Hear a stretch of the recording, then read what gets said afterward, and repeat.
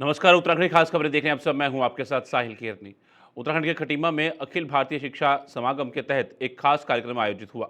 इस मौके पर मुख्यमंत्री पुष्कर सिंह धामी शामिल हुए। सीएम धामी ने पीएम श्री केंद्रीय विद्यालय के नए भवन का उद्घाटन किया। उन्होंने कहा कि राज्य सरकार गुणवत्ता परक शिक्षा के लिए पूरी तरह संकल्पित है। प्रदेश में बच्चों को बेहतर शिक्षा देने के लिए लगातार काम किया जा रहा है। सीएम ने बताया कि शिक्षा के क्षेत्र में कई नए नवाचार किए जा रहे हैं ताकि आने वाली पीढ़ियों को आधुनिक और रोजगार परक शिक्षा मिल सके।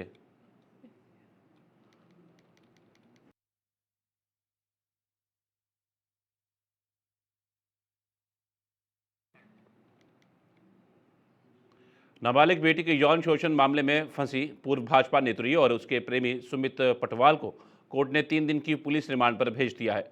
कोर्ट की मंजूरी के बाद पुलिस दोनों को जिला जेल से निकालकर रानीपुर कोतवाली लाई है। एसआईटी की टीम अब उनसे गहन पूछताछ करेगी। टीम मथुरा और आगरा जाकर डिजिटल और दस्तावेजी साक्ष्य भी जुटाएगी। पुलिस रिमांड पर जाने से पहले पूर्व नेत्री ने अपने पति पर साजिश का आरोप लगाया। उसने कहा कि उसे फंसाया जा रहा है और ये पूरा मामला प्रॉपर्टी विवाद से जुड़ा है।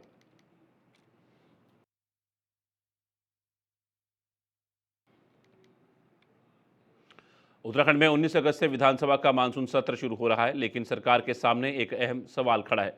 संसदीय कार्य मंत्री कौन होगा? दरअसल प्रेमचंद अग्रवाल के इस्तीफे के बाद से ये पद खाली है। सत्र में सरकार की ओर से विधायी और संसदीय कार्यों को संभालने की बड़ी जिम्मेदारी इसी मंत्री के पास होती है। ऐसे में सत्र से पहले नया मंत्री कौन बनेगा, इस पर चर्चा तेज है। बीजेपी कह रही है कि सीएम धामी जल्द फैसला लेंगे। वहीं कांग्रेस इस मुद्दे पर सरकार को घेर रही है। अब सबकी नज़र सीएम के फैसले पर टिकी है।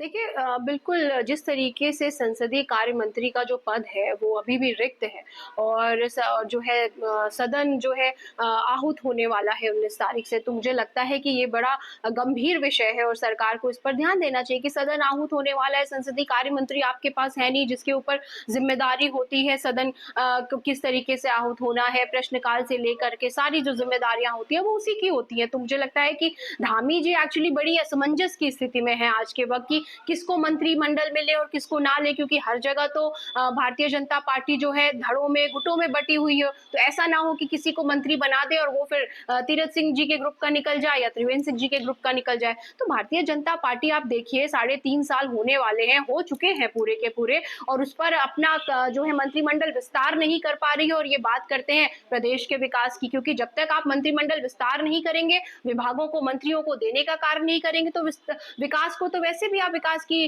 राह में रोड़ा डालने का कार्य कर रहे हैं। क्योंकि एक व्यक्ति के पास 40 से अधिक जो है विभाग है, तो कैसे हर विभाग को देखेगा। तो सरकार को थोड़ी सी तो आंखों में शर्म होनी चाहिए कि जो है सदन आहूत होने से पहले संसदीय कार्य मंत्री के पद पर किसी को नियुक्त करने का काम किया जाए। चलिए, माननीय मुख्यमंत्री जी हर चीज के निर्णय लेने के स्वतंत्र है।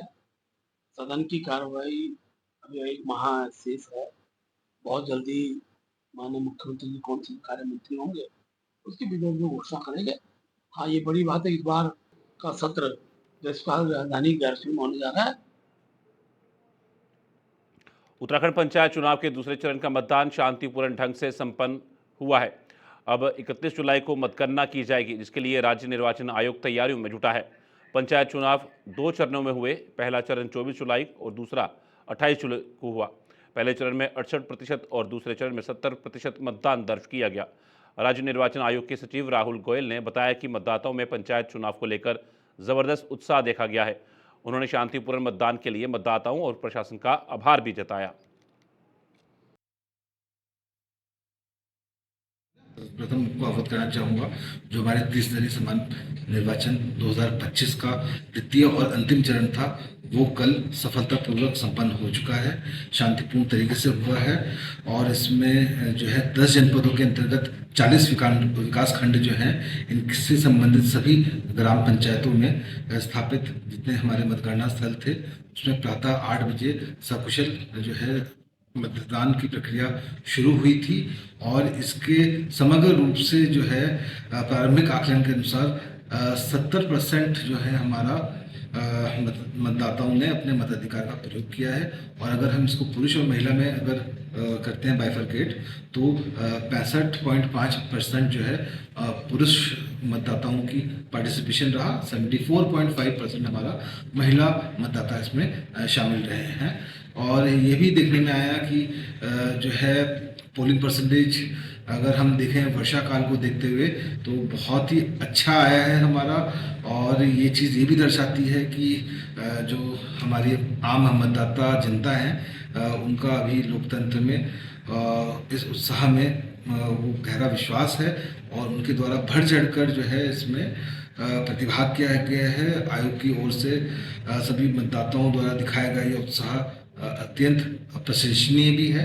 और इसमें जो हमारे निर्वाचन में लगे हुए सभी अधिकारी, कर्मचारी और जो हमारे सुरक्षाकर्मी भी थे, इन सभी लोगों ने बड़े समर्पण प्रतिबद्धता के साथ काम किया है। और राज्य निर्वाचन आयोग इसके आगे के भी जो अब आगे कार्रवाई है, हमारी 31 तारीख से मतगणना की कार्रवाई होनी है, इसको भी पूर्ण रूप से स्वतंत्र, निष्पक्ष और पारदर्शी ढंग से कराने के लिए हम देहरादून में स्मार्ट सिटी प्रोजेक्ट एक बार फिर सवालों के घेरे में है। अब खुद सत्तारूढ़ दल के विधायक विनोद चमोली ने इसकी गुणवत्ता पर गंभीर सवाल उठाए हैं। उन्होंने कहा कि करोड़ों रुपए खर्च होने के बावजूद शहर की हालत में कोई खास सुधार नहीं दिख रहा। चमोली ने सड़कों, ड्रेनेज और अन्य सुविधाओं की खराब स्थिति को लेकर नाराजगी जताई और प्रोजेक्ट पर थर्ड पार्टी ऑडिट की मांग की है। विपक्ष पहले ही इस प्रोजेक्ट को लेकर कई बार सवाल खड़े कर चुका है, लेकिन अब सत्ता पक्ष की नाराजगी से सरकार की मुश्किलें बढ़ सकती हैं। देखिए, मंत्री ने समय पर उस समय की परिस्थितियों के अनुरूप कोई बात कही होगी और ये बात तो मैंने भी कही कि उस समय जब स्मार्ट सिटी का काम चल रहा था तो काम ठीक प्रकार से नहीं हो रहा था और हमने भी उस पर सवाल उठाए थे। कोई अकेले मंत्री जी का सवाल नहीं है, मैंने सवाल उठाए। उस समय तात्कालिक जो हमारे मेयर थे सुनील गामा जी, उन्होंने सवाल उठाए। खजानदास जी जिनके क्षेत्रों में मैक्सिमम उसका काम हुआ है, उन्होंने उस पर सवाल उठाए। हम लोगों ने समय समय पर व्यवस्था पर सवाल उठाए हैं कि ये काम ठीक प्रकार नहीं हो रहा है। लेकिन आपने देखा भी होगा कि जब कंपनियों को ब्लैकलिस्ट किया गया और कंपनियों से काम लिया गया, उसके बाद सरकार ने स्वयं को काम को हाथ में लिया और उसके बाद बहुत सारे सुधार के काम हुए और काम बेहतर हुआ है। अभी भी मेरा तो ये कहना है कि इसका बाकायदा एक थर्ड पार्टी ऑडिट होना चाहिए और उसमें अगर कोई लापरवाही बरती गई जैसा हमको दिखता है तो उस पर निश्चित तौर पर जिन अधिकारियों और जिन ब्यूरोक्रेट्स और टेक्नोक्रेट्स के कारण ये समस्याएं पैदा हुई हैं, जो आज भी प्रश्न खड़े हैं, उस पर कार्रवाई होनी चाहिए, उसका समाधान होना चाहिए।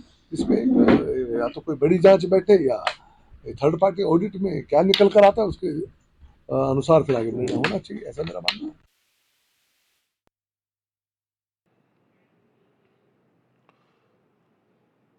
देहरादून कांग्रेस मुख्यालय में पूर्व प्रदेश अध्यक्ष और CWC सदस्य गणेश कोदियाल ने प्रेस वार्ता कर मनसा देवी मंदिर हादसे और प्रदेश की सुरक्षा व्यवस्था पर गंभीर सवाल उठाए। उन्होंने कहा कि मंदिर में इतनी बड़ी घटना हुई लेकिन सरकार जिम्मेदारी तय नहीं कर पा रही।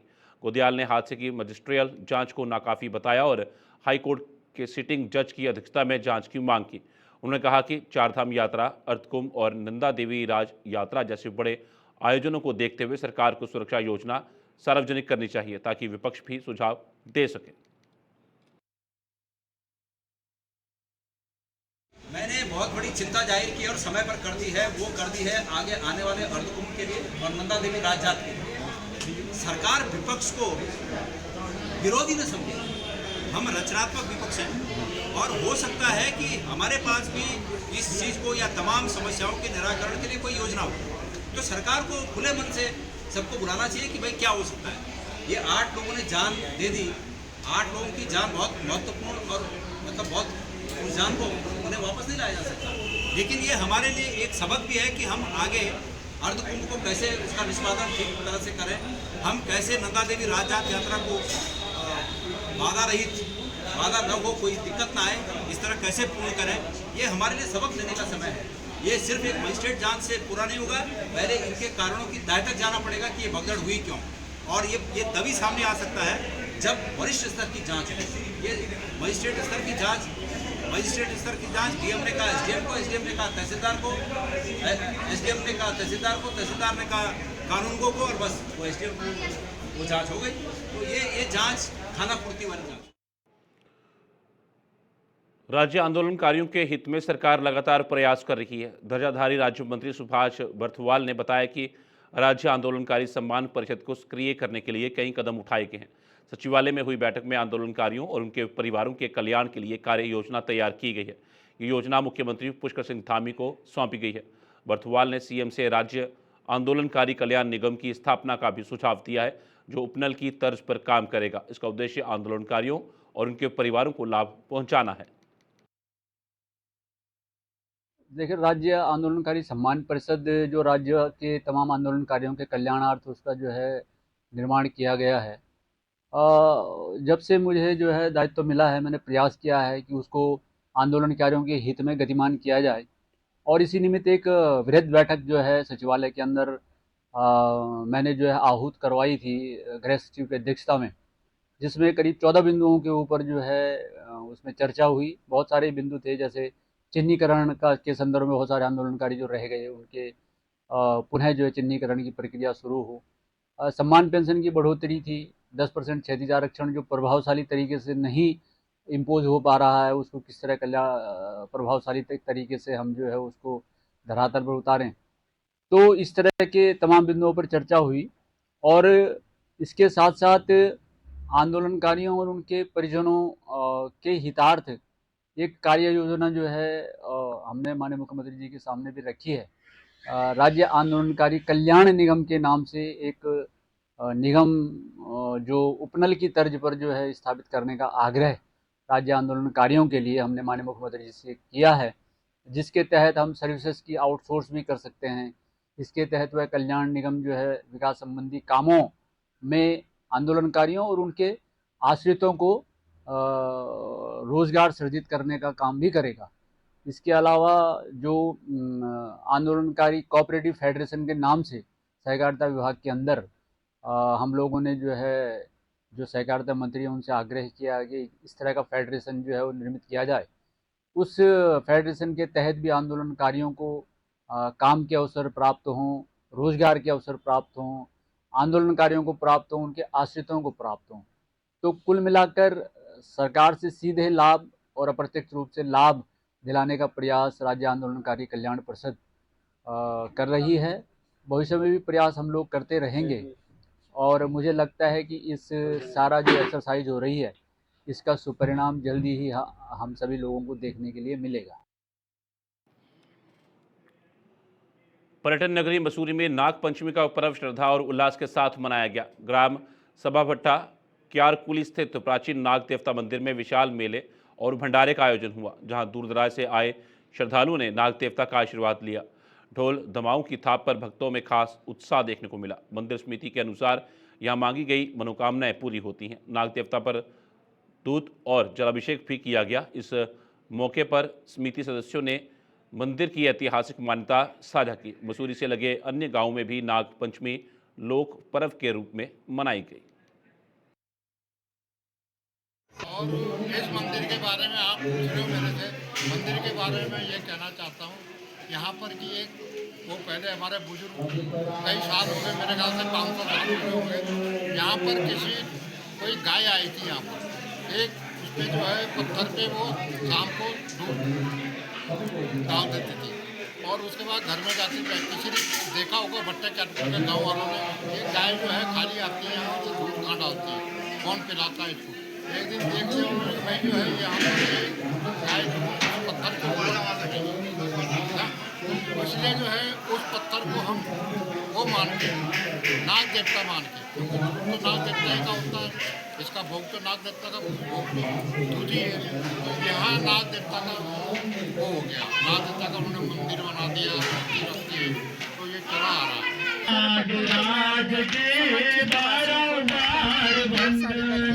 शुभकामनाएं देती हूँ जैसा कि सब लोगों को विदित है कि ये जो नाग पंचमी का जो पर्व है ये पूरे हमारे उत्तराखंड में इसको लोक पर्व के रूप में मनाया जाता है। और जो ये यहाँ पर हमारा नाग मंदिर है, नाग मंदिर है, यहाँ पर हमारे हजारों की तादाद में हमारे क्षेत्र के श्रद्धालु आए हैं नाग पंचमी के त्यौहार को मनाने के लिए। नाग पंचमी के त्यौहार को मनाने के लिए बड़े उत्साह रहता है हर व्यक्ति के अंदर कि हम किस तरह नाग पंचमी के त्यौहार को मनाएं। क्या और आज इसके साथ ही हमारे जो ग्राम सभा के पे श्रद्धालु आए हैं, उनके लिए बड़ा एक भंडारे का आयोजन किया गया है और सभी श्रद्धालु अपना भंडारे के रूप में प्रसाद भी ग्रहण कर रहे हैं। और ये जो नागपंचमी का त्यौहार है, ये आज ही नहीं, ये वर्षों से चला आ रहा है। तो इसको जिस दिन नागपंचमी होती है उस दिन इस पर्व को एक भव्य रूप में मनाया जाता है।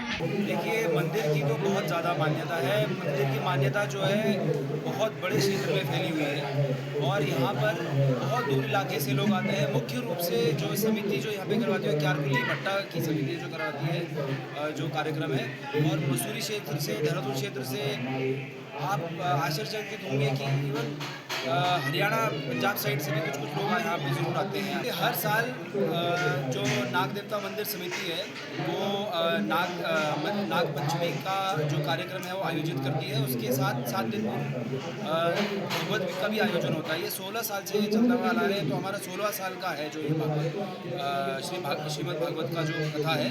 और जो नाग पंचमी का जो कार्यक्रम है वो हमारा साल दर साल होते हुए आ रहा है। इसको ये 42वां साल है जो हमारा जो हम हर्षोल्लास से ये कार्यक्रम मना रहे हैं। और इस कार्यक्रम की व्यवस्था ये रहती है कि सारे गांव के वासी जो हैं वो बढ़ चढ़ कर इसमें हिस्सा लेते हैं। ऐसा कुछ नहीं है कि हमने किसी को रिस्पॉन्सिबिलिटी या ऐसे कुछ दे रखी है। सब अपने मन से, अपने सच्चे भाव से लगे रहते हैं और सेवा करते हैं मंदिर में पूरे आस्था से।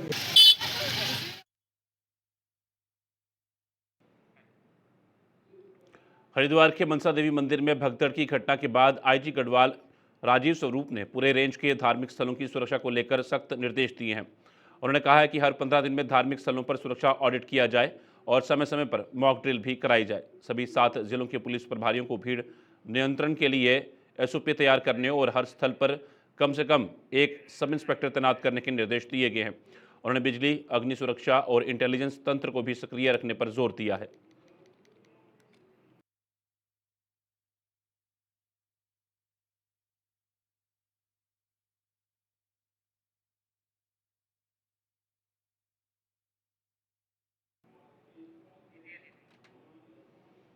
उत्तराखंड में हाल ही में आयोजित हुए अंतर्राष्ट्रीय खेलों के बाद राज्य में खेलों को लेकर माहौल बदला है। अब देश भर के खिलाड़ी उत्तराखंड की ओर रुख कर रहे हैं। बेहतर सुविधाएं और सुंदर वातावरण खिलाड़ियों को आकर्षित कर रहा है। हमारे संवाददाता संचित शर्मा ने कुछ खिलाड़ियों से खास बातचीत की। क्या कुछ कहा उन्होंने, आइए देखिए। इस वक्त मौजूद है देहरादून के महाराणा प्रताप स्पोर्ट्स स्टेडियम के त्रिशूल रेंज में और इस वक्त हम कई खिलाड़ियों से मिले और इस वक्त हमारे साथ कुछ और खिलाड़ी मौजूद हैं। हम उनसे जानेंगे कि उनका एक्सपीरियंस कैसा रहा। और आप देखिए कि पिस्टल रेंज की अगर हम बात करें तो एक और खिलाड़ी हमारे साथ मौजूद है, उनके फादर हमारे साथ मौजूद है। हम उनसे बातचीत करेंगे और समझेंगे कि अभी तक कितने मेडल ला चुके हैं और एक डिसेबिलिटी होने के बाद भी इतना नाम इन्होंने रोशन किया। और साथ ही साथ ये उत्तराखंड से आते हैं। सबसे जो बेहतरीन बात है कि उत्तराखंड से आते हैं। तो उनके फादर हैं। सर, सबसे पहले मैं आपसे सवाल करना चाहूँगा कि किस तरीके से देखते हैं जहाँ पे लोगों को लगता है कि डिसेबिलिटी एक ख़राब चीज़ है लेकिन इन्होंने नाम रोशन किया, इसे किस तरीके से देखते हैं? सर, डिसेबिलिटी में देखो चैलेंज तो होते ही हैं, बट अगर ये थोड़ा सा आइडिया लग जाए एज ए फादर कि बच्चे में इस तरह की एनर्जी है कि ये किस साइड में बच्चा अच्छा परफॉर्म कर पाएगा, तो मैं भी as a teacher coaching institute चलाता हूँ। 6th क्लास में मैंने देखा कि पढ़ाई में कुछ ज़्यादा इंटरेस्ट इसका नहीं है। मैंने सोचा कि भाई कहीं ना कहीं स्पोर्ट में ट्राई करते हैं, और जैसे हमने स्पोर्ट में 2019 में इसको ट्राई किया तो लगभग 1.5 महीने के बाद इसने इंटर स्कूल में ब्रोंज मेडल निकाल दिया था। और उसी साल इसने 2019 में नेशनल के लिए क्वालिफाई किया और 2022 में डेफ ओलंपिक हुआ ब्राज़ील में, वहाँ इसने गोल्ड मेडल लिया। और अब 2024 में डेफ वर्ल्ड चैम्पियनशिप हुई जर्मनी में, वहाँ 10 मीटर और 25 मीटर में इन्होंने 5 मेडल निकाले। अब तक लगभग इनके पास नेशनल में 35 मेडल्स हैं और बाकी तो पढ़ाई साथ में चल रही है, 12th क्लास में है।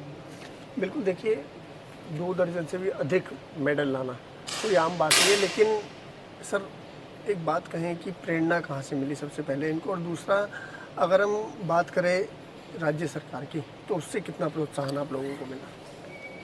राज्य सरकार के मैं समझता हूँ कि बहुत अच्छा रोल हमारे धामी जी ने, रेखा आर्य जी ने प्ले किया है इसमें। जब ये डेफ ओलंपिक में मेडल लेकर आया तो धामी जी से मिले, सर से मिले हम और मैडम से मिले। तो इन्होंने लगभग 3 महीने बाद ही लगभग 2 करोड़ की धनराशि अभिनव देशवाल को दी थी स्टेट गवर्नमेंट की तरफ से। बाकी सेंट्रल गवर्नमेंट की तरफ से, साई की तरफ से 75 लाख रुपए मिले थे। तो कहीं ना कहीं मैं ये कह सकता हूँ कि इसकी लाइफ पूरी तरह से चेंज होगी, पूरी तरह कॉन्फिडेंट, अच्छा कर रहा है। और मैं ये बताना चाहूँगा कि अब टोक्यो में डेफ ओलंपिक होने जा रहा है, जिसका 11 से लेके 16 नेक्स्ट मंथ भोपाल में ट्रायल होने जा रहा है। तो मुझे उम्मीद है कि ट्रायल में सिलेक्ट होंगे और इंडिया के लिए टोक्यो में जो है इंडिया को रिप्रेजेंट करेंगे। अभी और क्या कुछ टारगेट इन्होंने रखे आगे भविष्य के लिए कि क्या कुछ करेंगे, और कुछ ऐसा है जो आप बताना चाहेंगे आम पब्लिक को कि जो इस तरीके के बच्चे हैं उनके लिए किस तरीके से वो तैयारी करें? क्योंकि देखिए कि जो नॉर्मल है वो खिलाड़ियों से मेरी बात हुई तो उन्होंने कहा कि उन्हें डिफ़िकल्टी आती है, जो इस तरीके के बच्चे हैं वो अगर इतना बेहतरीन करते हैं तो क्या मैसेज देंगे उनके पेरेंट्स के लिए? देखिए, चैलेंज तो है ही, कहीं ना कम्युनिकेशन, कोच का इन बच्चों के साथ कम्युनिकेट करना एक चैलेंज है। लेकिन साथ साथ एक चीज़ भी है कि इनकी जो एनर्जी है ये वन साइड फ्लो करती है, तो डिस्ट्रैक्शन इन बच्चों के अंदर बहुत कम है। एक बार इनको ट्रैक मिल जाए तो नो डाउट ये 100% लगाते हैं और उसमें रिजल्ट तो बिल्कुल साफ साफ मैं समझता हूँ अभिनव के रूप में दिखाई दे ही रहा है। तो और रही ये अभिनव की बात कि ये इन फ्यूचर किस तरह से देखता है, क्या करना चाहता है, तो इसका तो एक ही सोच है कि मैं जो नॉर्मल ओलंपिक है उसमें कहीं ना कहीं इंडिया को रिप्रेजेंट करूं। और नेशनल में भी इसने लगभग 3 बार से ये सिल्वर मेडलिस्ट है ओपन कैटेगरी में, नॉर्मल कैटेगरी में। नेशनल में ये टीम इवेंट जो होता है उसमें सिल्वर मेडलिस्ट है। सर, बात करें सुविधाओं के लिए, क्योंकि खेल के लिए सुविधाएं चाहिए, और आज पूरे देश भर में खेल को लेकर के जो खेलो इंडिया का प्रोग्राम चल रहा था उसमें कहीं ना कहीं गांव से लेकर शहर तक के बच्चों को प्रोत्साहन मिला। लेकिन बात करेंगे आपके बच्चे की, और साथ ही साथ और जो खिलाड़ी हैं खेलते हैं, क्या कुछ फ़र्क समझते हैं कि आज सुविधाओं में कितना फ़र्क देखते हैं? सुविधाओं में तो सर बहुत ज़्यादा फ़र्क है। मैं धन्यवाद देना चाहूँगा धामी जी को, रेखा आर्य जी को, इनकी पूरी टीम को। देखिए, उत्तराखंड में ये शूटिंग रेंज बनना अपने आप में एक एग्जाम्पल है, ये किसी चमत्कार से कम नहीं है। और रही बेनिफिट लेने की बात, हम लोगों को दिल्ली जाना पड़ता था और आज तो बिल्कुल हमारे घर में है ये शूटिंग रेंज। तो अब जैसे कावड़ मेला चल रहा है तो दिल्ली जाना तो पॉसिबल ही नहीं था। उधर ये है कि डेफ ओलंपिक ये टोक्यो जो आ रहा है तो उसके लिए प्रॉपर अभिनव ट्रेनिंग कर पा रहा है, तो ये तो बहुत ही मतलब बड़ी चीज़ है हम लोगों के लिए। सर, इनके करियर में कभी कोई ऐसा दिन आया, कभी कोई ऐसा वक्त एज अ पेरेंट्स या एज अ कहीं की गार्जियन के तौर पे आपने महसूस किया हो कि शायद अब ये दिक्कत आएगी, या कुछ दिक्कत इस तरीके की आपने कभी महसूस की? दिक्कतें आई हैं। इसने रुड़की से स्टार्ट किया था 10 मीटर एयर पिस्टल, तो कहीं ना कहीं एक लेवल पर जाके ये स्टक हो गया और उसके बाद इसने डिमांड की कि मेरे को, ये सौरभ चौधरी से बहुत इंस्पायर होते हैं, ये बोला कि मेरे को तो वहीं जाना है जहाँ पे सौरभ चौधरी प्रैक्टिस करते थे। और मुझे इसे लेके जाना पड़ा बिनोली, जहाँ अमित सोरान जी के अंडर में सौरभ चौधरी उस टाइम प्रैक्टिस कर रहे थे। और अमित सोरान जी का भी इन्होंने आशीर्वाद प्राप्त हुआ लगभग 1.5 साल कोरोना के टाइम में, ये वहीं पर इन्होंने प्रैक्टिस किया। बहुत अच्छा स्कोर, बहुत अच्छा इंप्रूवमेंट आया और उसी की बदौलत मैं समझता हूँ कि डेफ ओलंपिक में गोल्ड मेडल लेकर आया। इनकी सफलता का श्रेय किसे देना चाहेंगे? देखिए, सफलता के श्रेय की जहाँ तक बात है, ये किसी एक बंदे को इसका क्रेडिट नहीं दिया जा सकता। एक टीम कहीं ना कहीं बच्चे के पीछे काम करती है। इसमें जितने भी भाई कोचेज ने इसको सपोर्ट किया है उन सबको इसका क्रेडिट जाता है। बाकी एज ए पेरेंट्स हम लोगों को तो करना ही होता है।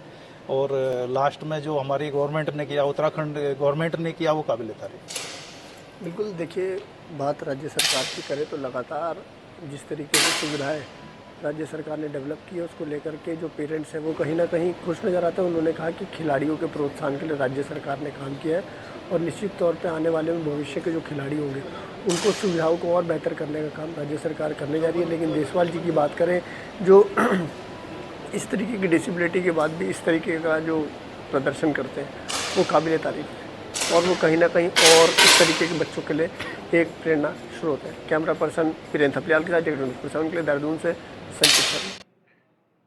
उत्तराखंड खासकर में फिलहाल इतना ही। दीजिए इजाजत, नमस्कार।